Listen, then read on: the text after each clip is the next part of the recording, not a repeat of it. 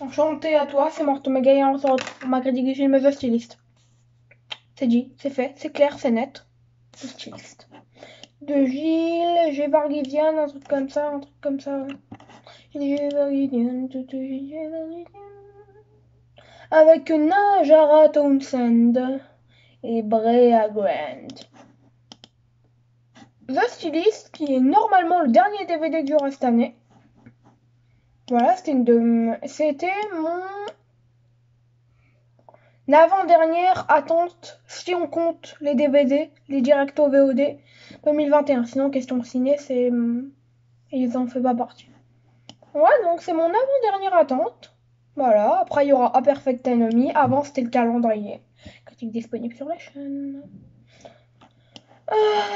Voilà, c'est sorti le 11 novembre 2021 sur OCS, mais c'est aussi sorti le 1er décembre 2021 en DVD. Ah oui, il sort aujourd'hui en DVD.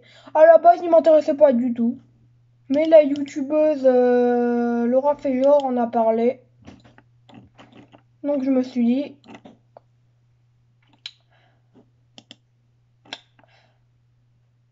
on va le voir. Voilà ce que je me suis dit. C'est totalement ce que je me suis dit à ce moment-là. Ah voilà, donc on va commencer la critique. Jeu d'acteur Najara Thompson est hypnotisante. Elle emmène le spectateur dans les entrailles de la folie de son personnage. Et ça, c'est waouh. Vraiment, moi, elle m'a emporté. Elle emporte aussi son personnage, hein, attention. Elle emporte les deux et ça, c'est beau. Très beau même, des échouettes. Et Brea Grant, elle est tout à fait naturelle. Elle joue pas non plus hyper bien, quoi. Elle dépasse pas Najara Thompson. Mais elle joue plutôt bien, ne nous mentons pas, elle joue plutôt bien. Ça aussi, c'est beau.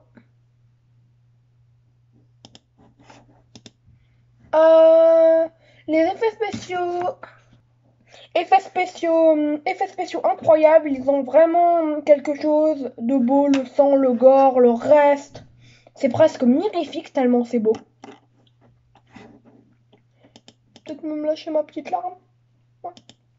Le personnage de Claire est très bien travaillé, même s'il y a quand même un peu de cliché, le cliché de la folle, vous voyez quoi. C'est quand même un peu énervant. Mais bon, que voulez-vous, que voulez-vous. Les musiques. Les musiques ne sont pas fabuleuses, mais accompagnent parfaitement le métrage. Ah oui, et à propos du personnage de Claire, elle est limite attachante. Hein. Si bien travaillée qu'elle en devient limite attachante. Voilà. C'est tout, c'est clair, c'est dit. Les scénarios très prévisibles. Le spectateur devine les choses un peu à l'avance. Mais sinon, les dialogues sont très bien écrits car même si le gros de ce qui se passe est prévisible, les détails sont très beaux.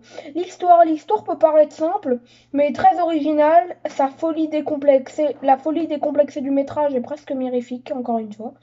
Tout est proche de la perfection en fait. Tout est proche du perfect et ça, c'est encore une fois magnifique. Tout simplement. Tout est encore une fois magnifique. Euh...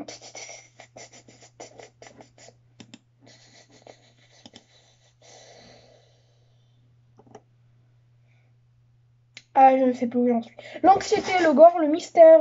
The Stylist a un côté fatalement anxiogène. C'est beau, une anxiété pas forte, mais très subtile. Il n'y a pas de mystère, mais il y a du bon gore par contre. La fin est très belle. Elle est l'une des fins les plus subjugantes de l'année. Elle m'a eu grâce à son côté merveilleux sans pareil. Par contre, c'est prévisible. Je suis désolée, mais c'est prévisible. C'est même très prévisible. Voilà. C'est la fin de cette vidéo. Je mettrai 14,5 sur 20 à The Stylist. C'est actuellement le 14e film sur 59 que j'ai préféré cette année, donc il a une plutôt bonne note. Ciao, c'était Mortomega.